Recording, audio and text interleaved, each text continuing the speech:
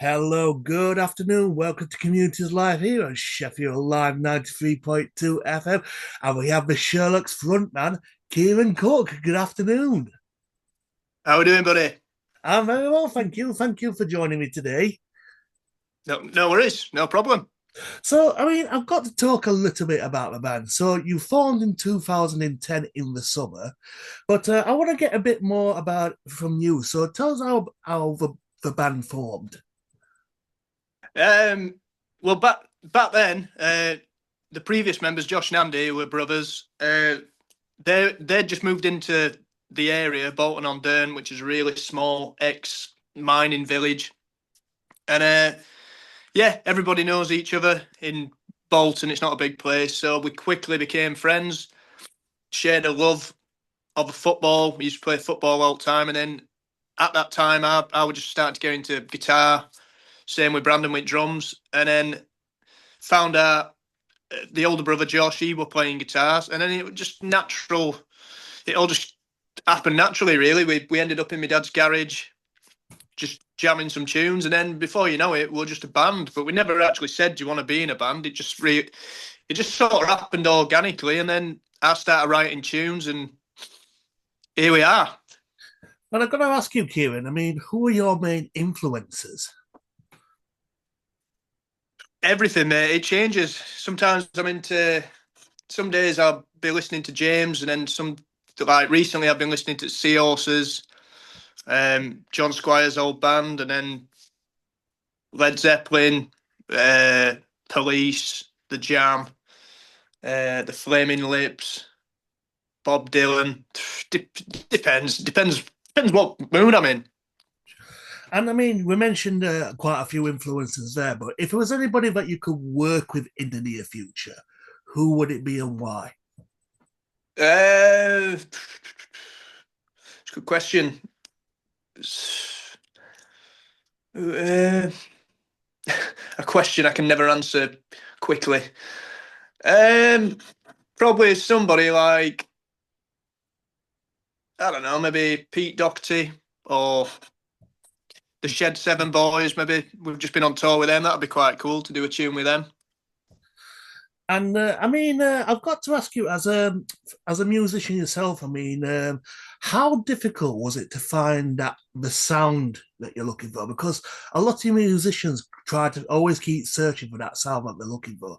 Are you still searching for it, or have you found what you actually want to to listen to? If you get what I mean. Uh, it's a weird one with sound. I think I probably I probably overthink whether like when I'm writing a tune, or I definitely used to overthink whether it sounds like it's going to be one of our tunes, and that can often slow you down and make songs end up making songs take longer to get to you as the full thing. You can just overthink everything and think, yeah, does it sound like one of our tunes? I wonder how it's going to end up sounding. And I suppose more recently, I've just been trying to, when I write a tune, just either finish it, which is a job in itself, or when I do pick it back up, just ignore that question of does it sound like us? Because ultimately, while ever I'm singing on it and Brandon's drumming and Alex on guitar and Trent, it's going to end up sounding like us anyway. It might just sound like it might remind you of another band, or it might just be something different for us. But I think, to be honest with you, I think that's where a lot of our best tunes have ended up coming from a place of like uncertainty and just writing a tune that does feel a little bit dangerous at the time. When you're recording it, you're thinking, does it even sound like us? But it's good, it branches you out. So I've got to ask you as a musician. How difficult is it to write a song? Is it a long process, or does it come together quite quickly in your mind? it takes me absolutely ages. Seriously. Some apart from like there's a tune on this new record, the title track, Everything Must Make Sense. That's about the only one in a while that I've wrote pretty much really quick. I wrote it in Paris when we're on tour with Keane. I wrote it before a sound check, brought it into that sound check, and we started jamming it. And the song hadn't really changed. But apart from that, mate, there's some songs which can take me can take me just a ridiculous amount of time to write. I've always got loads of songs on the go. It's not like you start one tune and then Sure. you shall not start another song until you finish this one. That's not the case, but it does. Yeah, it takes a while sometimes, but sometimes it's worth the wait. And I mean, to our listeners at home, I mean, who want to break into music, I mean, what advice would you give to our listeners? I think you've all got to be committed. If you're in a band, say, if you're in a four-piece indie band like us, you've all got to be singing from the same hymn sheet, if that's the saying. You've all just got to be fully committed and just you're either doing it or you're not. Girlfriends and jobs and stuff like that have got to either come second or at least work around the band. If that's what the goal is, to try and get the band going, then the band has to be. If it means getting sacked from a job and getting another job that will work around band, do that. That's what we did. I mean, I'm lucky enough to say I've not actually had a job just because the band was so young when we started. I didn't. That's all I had anyway. So that lucky, and it is lucky, and I'm grateful that the band got going a little bit, and it's turned into my job. But Brandon says, a couple of years older than me, he went through two or three jobs just getting sacked, just like because of the band and stuff like that. But he always put the band first, and so did the other lads. So yeah. And I mean, you just mentioned a new single as well, which is also the name of the album as well. It's called Everything Must Make Sense. So, I mean, was that a long process to make for the album as well? Oh, the whole record, you mean? For the whole record, yes. Uh, I think once we got going, mate, it were a pretty straightforward. When you're recording, there's always a there's always a sweet spot where you're like, right, yeah, and that sort of started on the last record because the last album we did with a guy called Al Groves in Liverpool, but the opening tune on that record were actually done by Dave, who we've gone with this time. So we sort of made that connection back then, and we always knew we'd do something with him in future. So when these songs arrived, and we had enough ideas to feel confident enough to get in studio, it's like we picked up where we left off straight away. We're just like we know Dave, we get on personally, and we're all into similar things. So yeah, when we got tracking, I don't know what the first tune was. I think it was "Death of Me." It was just like, yeah, you hit the ground running, and it was like, right, here we go. And then once you're in studio, it's like boom, boom, boom. You just click together. And I mean, is there going to be a possible tour as well, possibly in Sheffield at one stage? Yes, yeah, we're going on tour in May actually across the UK. We're going on tour around Europe at the end of this month. I think it's on the 23rd. We're going to like Antwerp in Belgium. A couple of German dates. I think we're going to Paris. We're going to Amsterdam. I think there's 6 gigs in total. With one day off, which is a Saturday night, so we'll be able to watch the boxing. And then after that, I think we get a day off, maybe 2 days max, and then it's start of the UK tour in Newcastle. And the tour actually lends itself to fans really, because I think every single gig on the tour, barring maybe one which might be a Sunday, is Fridays and Saturdays. So no midweek gigs; it's all weekend party gigs. And I mean, I want to ask you as well. I mean, other than the album which is coming out, is it May the 10th? Is that right? Well, the album, The album, yes. it's 16th, On the 16th of May. 16th, Yeah. on the 16th of May. I mean, is there any upcoming projects that you're currently working on, or is it all secretive at the moment? I've started. I'm just when we've got an album coming out, or when we just finish recording an album, I always go through a dry. I can't really call it a dry spell because I'm not actively searching. Some people pick guitar up every day religiously. Once we've got a record done out of way, as much as I like songwriting, I never feel the need to just pick it up as a bit of a job.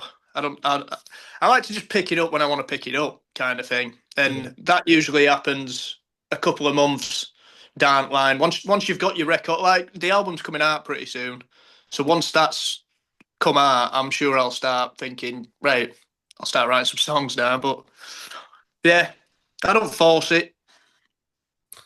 And I mean, how can people get a copy of your album? Is it going to be digital only, or will there be physical copies that people can get as well? No, it's physical, mate. We've done a lot on this record actually. There's a lot to pick from. There's obviously digital on Spotify and stuff like that, but for a band like ours, we're a DIY band. So to compete in the charts, with the likes of, I don't know, Sabrina Carpenter or Ed Sheeran and all these people, um, Spotify is not really going to do jack all for us. We need people to buy us record. So the best way is either grab a CD. That's probably the cheapest. We just put a bundle on actually where you can get 4 CDs, obviously with the album, but you get like a bonus track by track from each band member. So that's pretty cool. Talking you through little stories and memories from recording these songs. And then obviously we've got the vinyl, standard black vinyl. We've done a cream vinyl. We've done a picture disc, and we've also got an indie vinyl, which is obviously only the independent record stores. That's like a yellow and green. I forgot what you call it. It's like not a try, like a half it's green, half it's yellow, but it's also like a splatter thing. And we're doing personalised messages, signing it to people, whatever they want writing. So there's plenty to go up. And I mean, I also want to mention as well because you were currently on the Tramlines list as well. So tell us a bit about that. How did you get into Tramlines? Well, we played it. We played it years ago.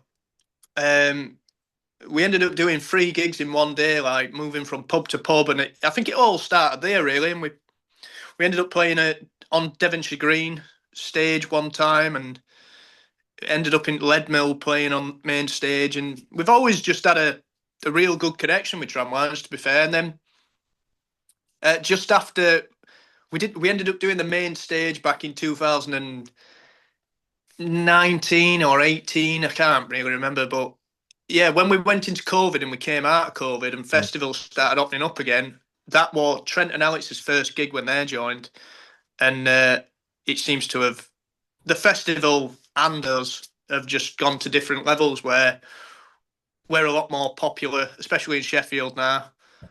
The festival's gone massive. That's on Hillsborough Park, so yeah, long may it continue. And I mean, you just mentioned COVID as well. I mean, do you feel like the music industry has changed a lot with COVID? Because there was a lot of times where they were more recording from their homes using internet and digital platforms. I mean, do you feel that's still relevant now, or do you think it's more accessible, more open now? Do you think? I think it's definitely changed, like you say. I think when it was COVID times, it sort of forced people to think outside the box and think, right, if we're not able to do live shows because it's not safe or whatever, we still need to keep this band going in some capacity. So that's why, well, we did it ourselves, but you got a lot of bands doing like not virtual gigs, but what's the word?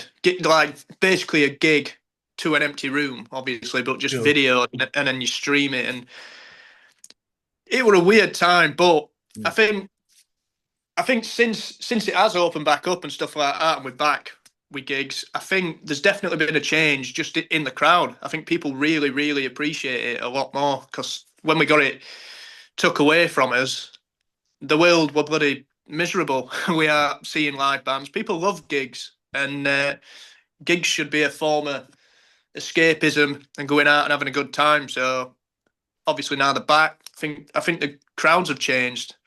Yeah, I definitely agree with you. I think it's changed. I think it's definitely changed the world in more ways than one. And it's like it's still weird times because I'm still getting used to the new normal, as we call it now, which is it's strange, isn't it? Yeah, definitely. Yeah, it's just a weird point in history. To be fair, I think like these days, I try not. To, I don't really find myself thinking about it as much, but I suppose you'll look back in years to come and be like, that was such a weird couple of. Uh, how long were it? A couple of years. A year and a half. Yeah, about 2 or 3 years. Yeah. Yeah, madness. But yeah, I think people definitely think it's ignited something in people again, where it's like we're lucky to have gigs because obviously we had it took away from us. So people are certainly at our gigs, people are having it. Like people are coming out and really just having a good time, and it's great to see. And what we've noticed as well is there's like the next generation coming through, younger kids coming through at the front, the ones bouncing around and stuff like that. It's class, and we're loving it at a minute. And I mean, do you have social media where people can follow you on, like X, formerly known as Twitter, Instagram, Facebook, where people can follow you? Yeah, yeah, we're on all of them, mate. Any of them, Twitter or X, Facebook, Instagram. Just type in the Sherlocks, and you should hopefully find us. Or if not, if you're old school, we've got a website. I think it's www.thesherlocksmusic.co.uk, and then you can see like all his dates, where we're touring, his merch, and uh, what do you call it? Links to buying his album and stuff like that. So. Kieran, thank you so much for your time. One more question for you is I'd like to give a final word to you. So, what would you like to say to our listeners who is currently listening right now? I would like to say hello, peace and love. And now, seriously, if you've not heard of our band, check us out, and you may like us. We may gain a couple of fans. For everybody who does know us, thank you for the support over the years. It's been an incredible. We started in 2010, but if we're not counting that, probably 10 years of his own music, um, maybe more actually. Yeah, it's been incredible, and we're honestly loving it more than we ever have because we've got more albums to pick a set list from. There's more people coming to his gigs. There's more people buying his albums. It's great, and we're lucky to call it a job, if we call it that. I don't really see it as a job, even though it is. It's or if it is, it's the best job in the world, and it's all because of the fans. So big up them. Kieran, it's been an absolute pleasure. Thank you so much for your time. Nice one, buddy. Cheers, mate.